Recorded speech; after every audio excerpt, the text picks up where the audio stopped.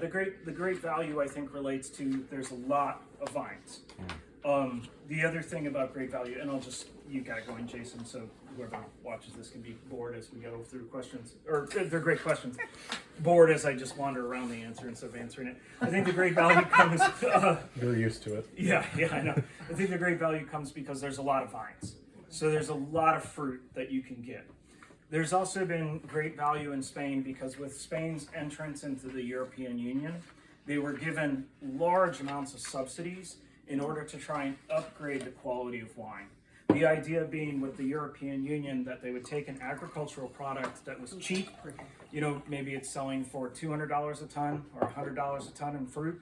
And if the European Union can make a $1,000 investment in the winery or a $10,000 investment in the winery and move that to being a $400 or $600 per ton of fruit, moving it from being a $1 bottle of wine to a $6 bottle of wine, that's a good investment. So Spain got an enormous amount of EU subsidies when it joined the European Union. And if you think the European Union kind of started, way back when with West Germany and France and cooperation, and it's, nearly just post World War II. But I think Spain joins it in the middle or late 1980s. So a very different entrance into the EU than most of the EU countries. So that's another reason. So lots of money available to suddenly start upgrading your wines. So I think for export markets, and particularly the US as an export market, it was a great place to go, and you could source very good fruit material for very cheap. You could help cooperatives buy new equipment. You could ask them, and actually I was there doing this, ask wineries to make wines in a particular style for your market, and then you could make a label that would appeal to your market and then send it to your market. And certainly Juan Gil is one wine like that. I'm trying to think of all the others, Grenache and Fuego, Campo de Biorja that we have by the glass pour. Fagus is another wine like that. Yeah, so a swath of new wines. And again, it's funny because I think about Spain being ancient, but here's an example of this has all happened in the last 20 years. And producers are sorting out. And of course, as the market changes, then producers end up having to change as well. So, okay. Now, I think we should do the classic Waterford tasting thing and double fist the next two wines. Let's hope that they're doing what I want them to do together. And here, I wanted these two, and I wanted to shift you to a place called Rioja. So Rioja actually sits fairly far north in the country. I always want to put it lower, but it's fairly far north and it's fairly large. Historically, Rioja is the turning point and the start of the Reconquista of Spain. So the Moors come all the way up and get all the way up to here, and this is the dramatic Reconquista where they get then fought back over the next 4 centuries, I think. So again, a different, very Christian part of Spain, and a very different than what we'll see in Ribera del Duero. Climactically, Rioja actually opens out to the Mediterranean. So it has a Mediterranean influence, but that influence makes it cooler than the landlocked valleys and regions to the south. So Rioja actually has a fairly cooling influence to it. Now Rioja wines will almost always be based on Tempranillo as the main wine, and then they'll have some Grenache here. I thought Grenache got called Graciano, but I can see my tasting sheet is proving me wrong. You'll get some Grenache, you'll get some Graciano, and then you can also still blend in white varieties, so you get some Vioria floating in there as well on occasion. So, but the main grape variety being Tempranillo. Now, moving forward from the Reconquista, Rioja has a particular time period that's very important in its history that dramatically reflects the style of wines and really influences this first wine quite heavily. And that time period starts in 1860 and 1861, really, I think, to 1879. And what's going on is the influx of French vintners into Rioja. Now, if you know your French wine history, what happens in 1861 in Bordeaux is that the French do something amazingly ironic, which is that they import American grapevines which brings a vine louse called phylloxera. American grapevines are not susceptible to it. They're strong enough, so they brought it with them without being diseased, or they were diseased but not showing it. And then, of course, French vines, the family being Venus vinifera, are susceptible to it. So phylloxera had a gay old time eating all the grapevines in Bordeaux from 1860 forward, and then eventually spreading all across Europe, eating all the grapevines in Europe. The solution that was found was actually to plant American rootstock, Venus rupestre, chop it off at the head, and essentially duct tape on the European rootstock. And you see that now almost worldwide. That's 100% of what goes on. But in the 1860s, before bacterial science, they had no idea what was going on. So when this strikes, if you were a vintner in Bordeaux, you'd simply start to see your vines just wilt and fall over without any explanation. And then it would be your entire vineyard. And then it would spread to your neighbor's vineyard. And then it would be the whole region is gone. So with that, vintners started moving to other places that hadn't seen phylloxera yet. And Rioja was a place where there was a massive influx of French producers. It's interesting to think about, but Bordeaux is essentially right there. Rioja and Bordeaux, I think, are Haro, the capital of Rioja, I think are only 160 kilometers apart, leaving Bordeaux. I mean, you got a mountain range in there, but it's like 75 miles. You know, so they're not that far apart. They're really quite close. Maybe I'm a bit wrong, but they're closer than you think, because when you leave the city of Bordeaux, it has signs saying Rioja that many miles away. So very close.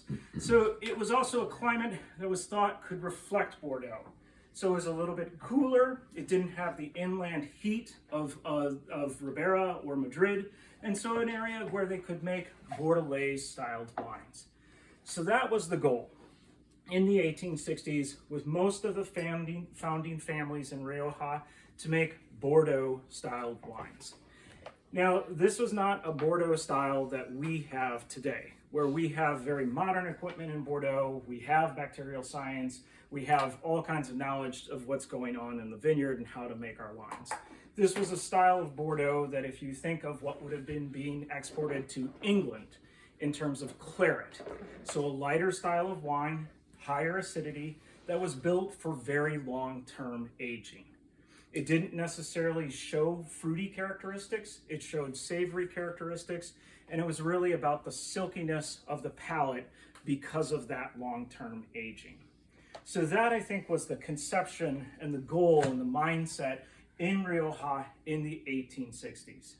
Now, from 1860, really, I think, up to the Spanish Civil War, you get lots of founding families going into Rioja, usually probably very wealthy people, because they're making very large estates, they're making quite a lot of wine at one time, and they're also aging it for a long period of time.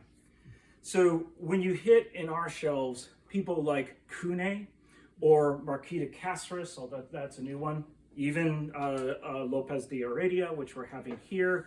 What's the one that Johnson Brothers sold that won wine of the year last year, number one? Forget. But the reason you get producers like that, and Viña Real, Cunet, these producers, and they have like 20 different Riojas, and we seem to stock a lot of them. It's because they're very large wineries and they're making quite a lot of wine. So they can diversify and make all kinds of different wine. Now, with all of that and Rioja's history, Rioja is kind of the famous Spanish wine region. No matter where you go in Spain, whether you enter a bar or a restaurant, they're going to have Rioja wines on the menu. And probably just Rioja and then local wines. And that's it.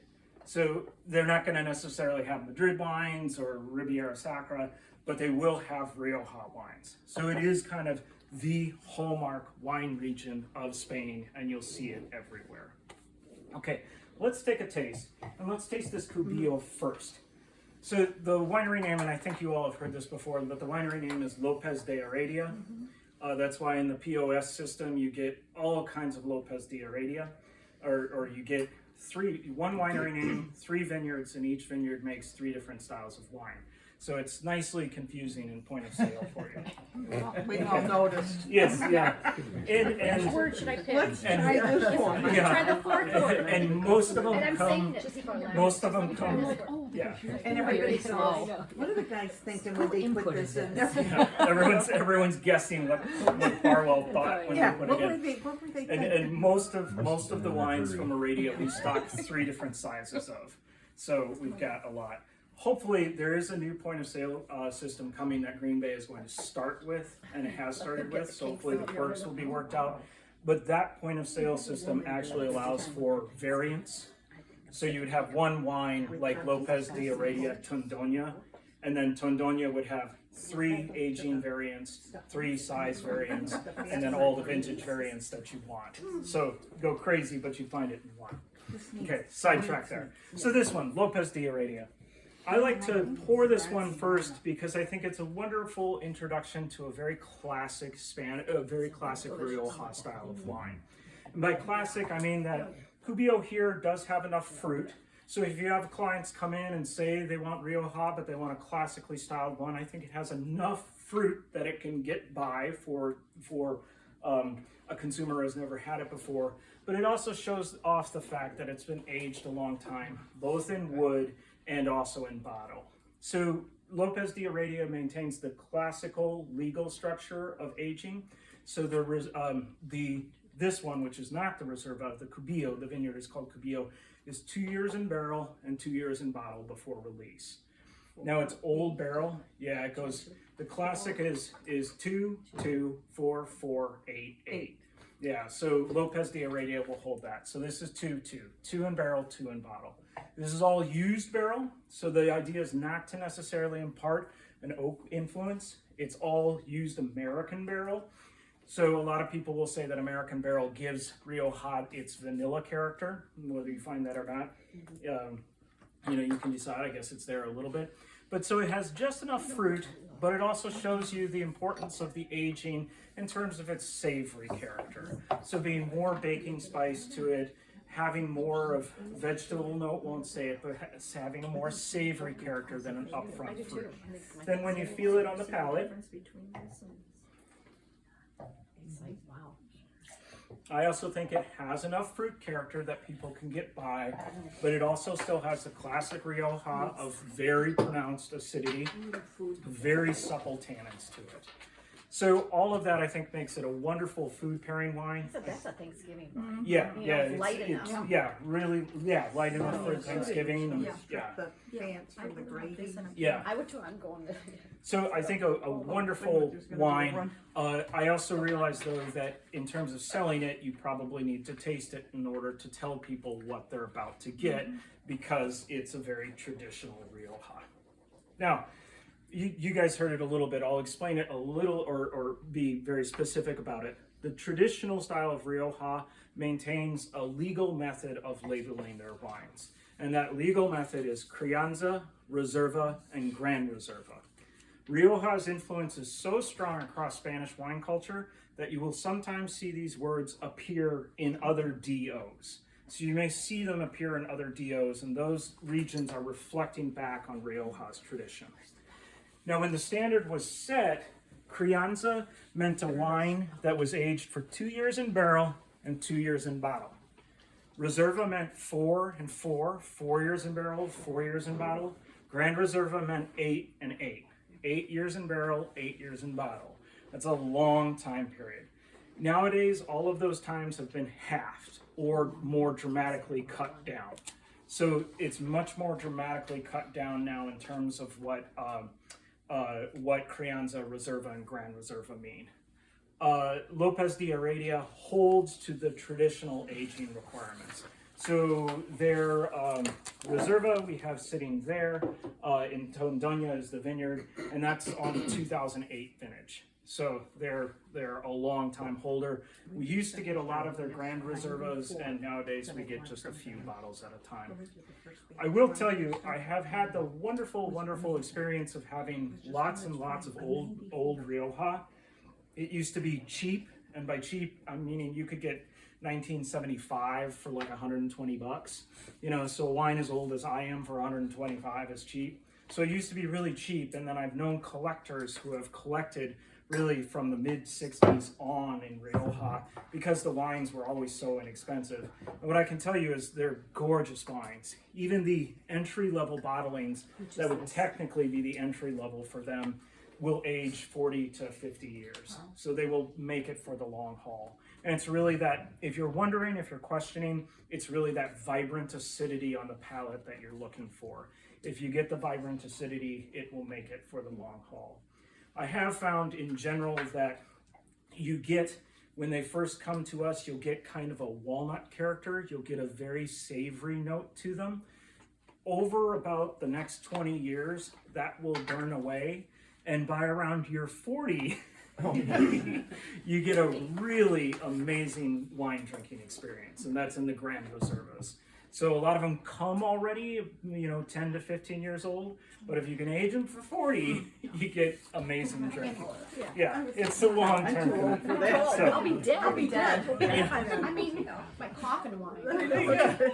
Coffin every You day. All right. they can all Yeah, drink wheat it at wine. your funeral. Wheat wine. So It's gonna be mine. you got the classic style there. You got the classic flavor profile. You got to taste it. I wanted to shift to this wine. I love Aradia, but I also love this one. I wanted to have you guys have two that I deeply adore. Is this the one I birch? Yeah. Yeah. So here, with everything that I just said about Rioja, kind of throw that out for a second and taste this Bilar. Now, I happen to have met, I forget his name, but I happen to have met the husband and wife that make this wine. He comes from Rioja. She actually comes from Ohio. They met in Barcelona, and she decided to stay. So they own this winery together. He started out with a very few hectares and started buying fruit from his neighbors, and now they've parceled more together.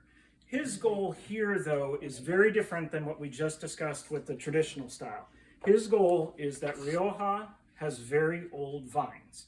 It has century-old vines, and he can go and source fruit from them or buy those vineyards. And so he's looking for significant old vines. His thought process is once he's obtained those grapes, either by growing them himself or buying from friends, he doesn't want to muck it up with long-term aging. In other words, he doesn't want to have that oxygen exposure. He doesn't want that savory character to enter his wines. He wants the wines to be very strong expressions of fruit, and specifically fruit that tastes like the vineyard it's from. So I don't think either one of those styles is right or wrong, but it was funny to hear him say this because it's actually the same thing that you just heard with Navajoreros, the first one in Grenache, with Grenache that we experienced. It's the same idea, the purity of fruit and the expression of terroir via the fruit character. Barrels, he would say, Bilar would say, barrels don't give you terroir. They do things to the wine, but they don't showcase the terroir. So again, these are two contradictory things to think about, but that's, I think, the fun of the world of wine, is you get two magical wines that are going in absolutely opposite artistic expressions. And that's why I poured them together. So again, his idea here, finding very old vines, which will give you wonderful fruit character, and then not taking that fruit character and drying it out or oxidizing it via exposing it for long periods of time in old barrels.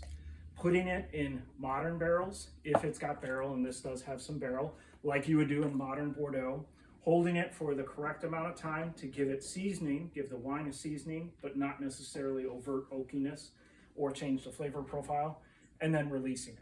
So again, the idea that the vineyard is really going to express itself. Now with that, almost all of his wines are going to be blends. So just like most Rioja is actually a blend. So you see all of his wines are going to be blends. His blends are all listed on the back.